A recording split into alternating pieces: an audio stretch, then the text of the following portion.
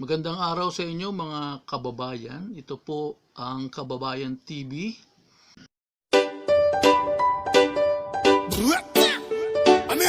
Hear me now. This is a Soul Fire production. So ngayong umaga po ang pag-uusapan natin ngayon ay hindi masyado medyo hyper o malupit ang pag-uusapan natin, lalo na pag pinag-uusapan ay may kaugnayan sa gobyerno, di ba? So ngayon naman ay medyo light lang kasi meron po tayong nabasa dito. Gusto ko rin namang i-share sa inyo, no?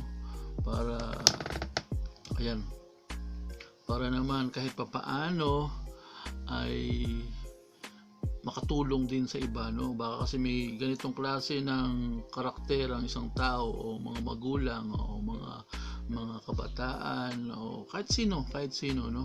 Baka may ganitong pag-uugali sila, magawa nila ng paraan at hindi na lumala yung sitwasyon, di ba? So ito medyo light lang po ito. So ito pong ikukwento ko sa inyo, ito po yung nabasa ko po, no? Sa isang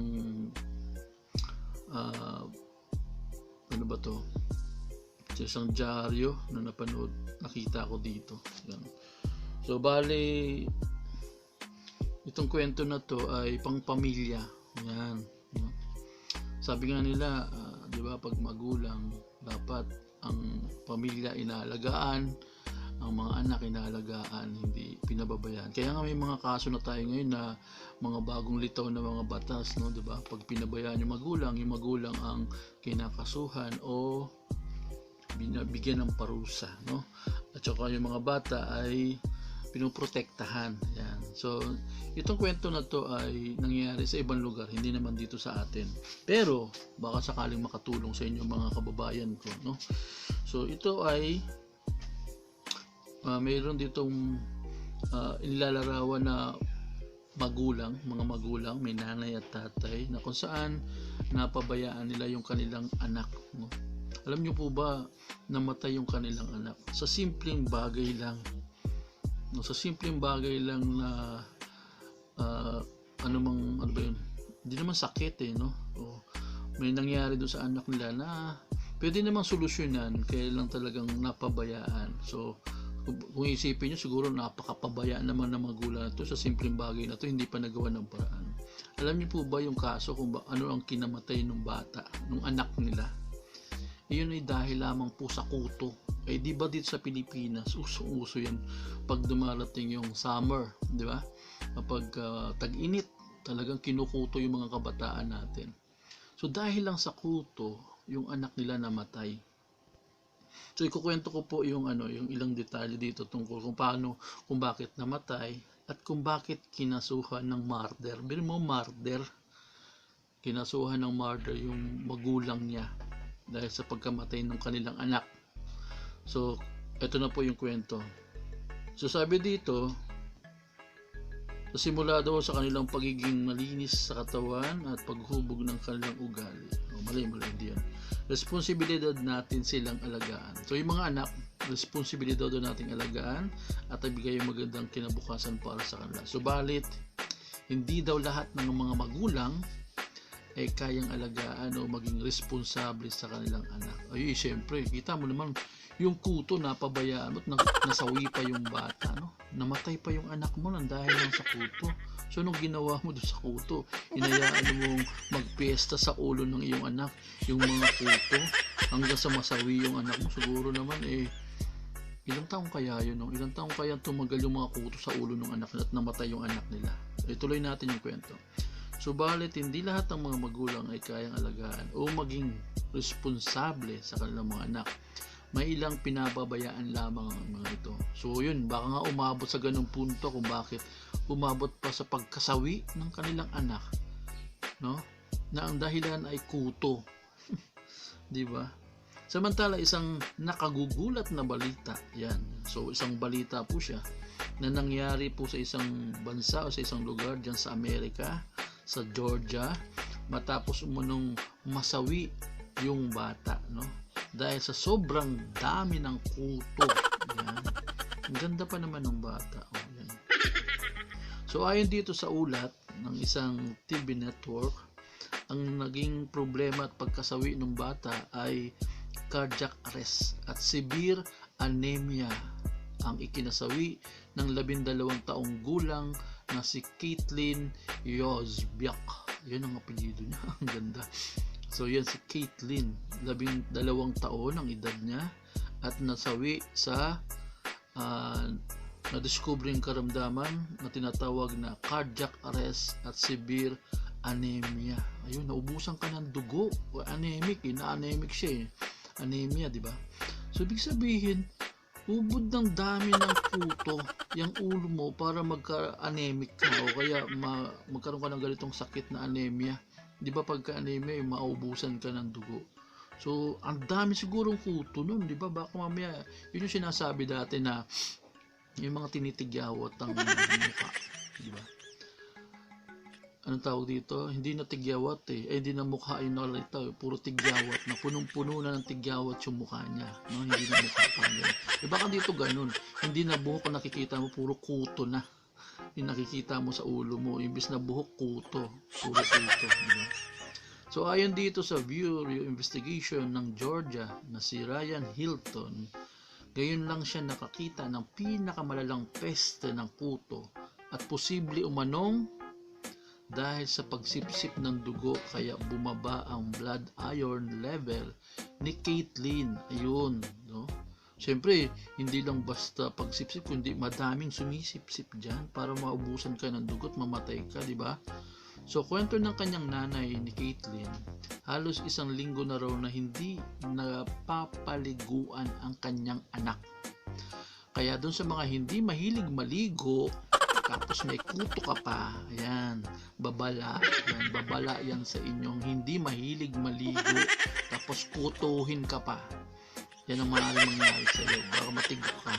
Yan, sa bilis, no, ng pagdami ng kuto dahil hindi ka naliligo. At least kahit kung naliligo ko man lang, nawawash out yan diba? Bumababa yung nasasama sa pagligo mo yung kuto.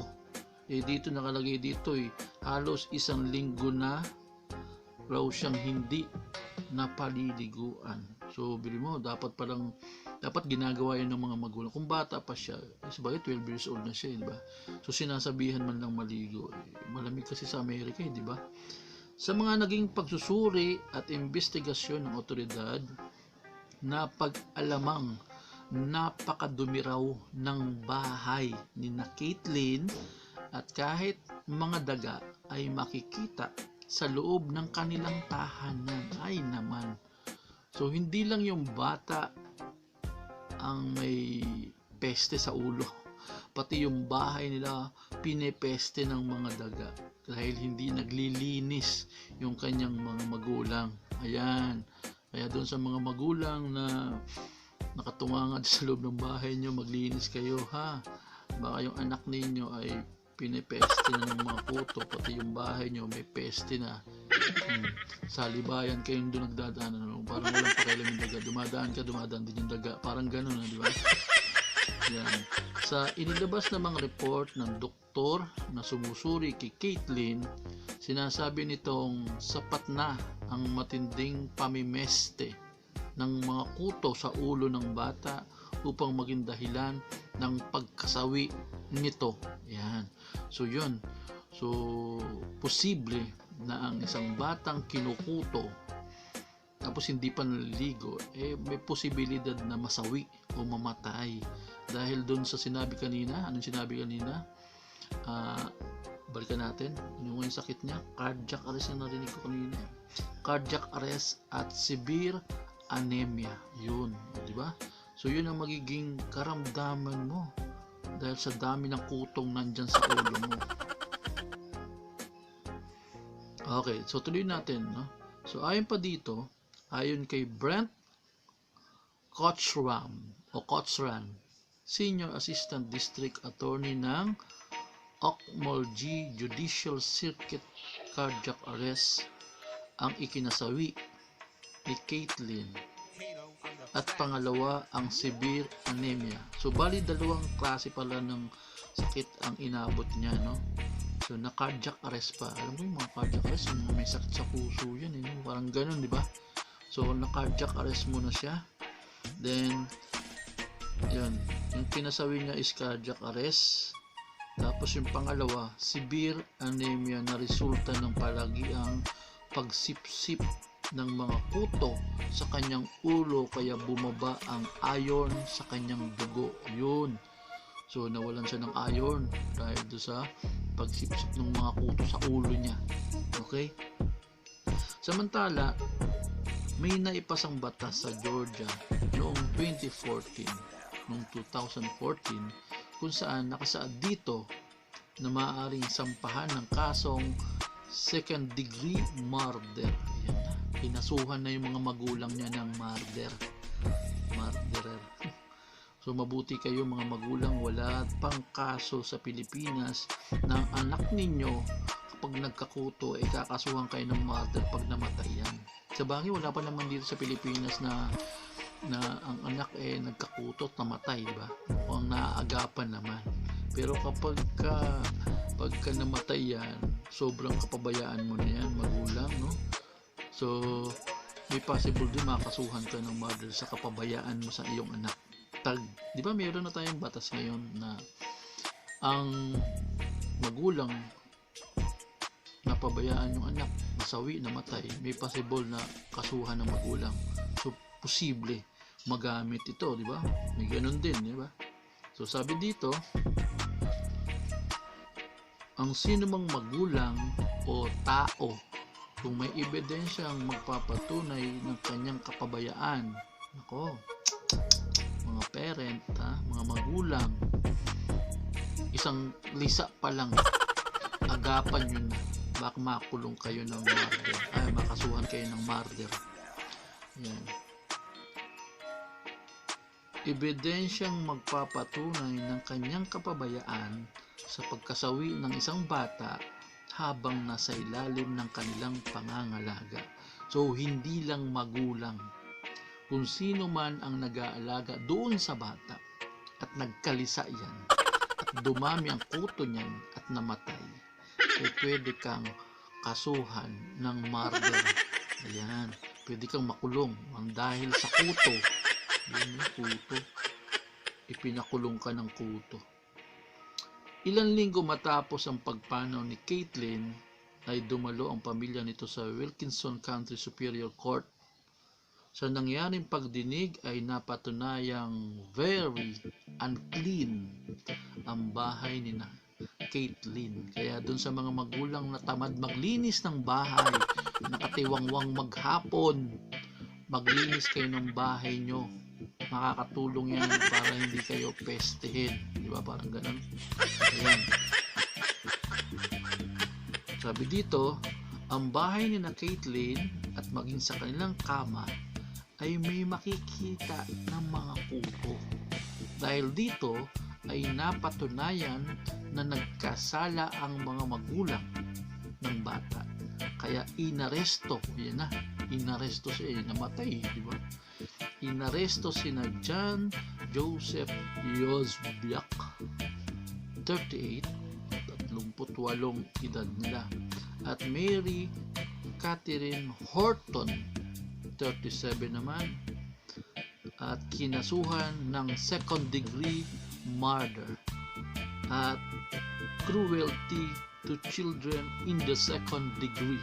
So yun po yung hatol o kasong kinaharap ng mga magulang na nagpabaya dun sa kanilang anak at namatay ng dahil sa kuto.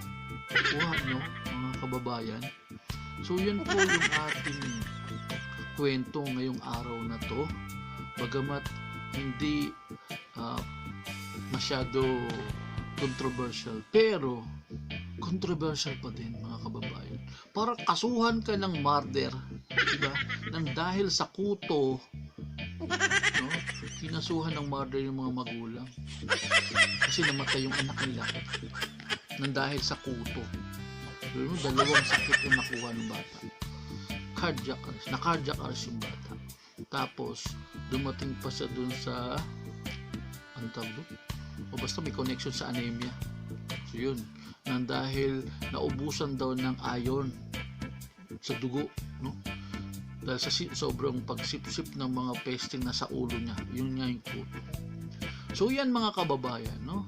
Sana ay makatulong sa inyo yan, mga magulang at mga nag-aalaga ng mga bata, no? Kapag may mga kuto yung mga anak ninyo, mga binabantayan nyo, naku, tanggalan nyo na kagad ng lista. Baka pag natigok yan, makakulong ka.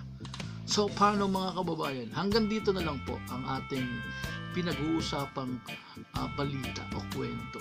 Hanggang sa muli po, huwag niyo pong kalimutan mga kababayan, makinig po kayo at manood ng Kababayan TV at mag-subscribe na rin kayo, like and share at mag-comment na rin kayo kung ano ang mga gusto nyong sabihin tungkol sa programa ng Kababayan TV.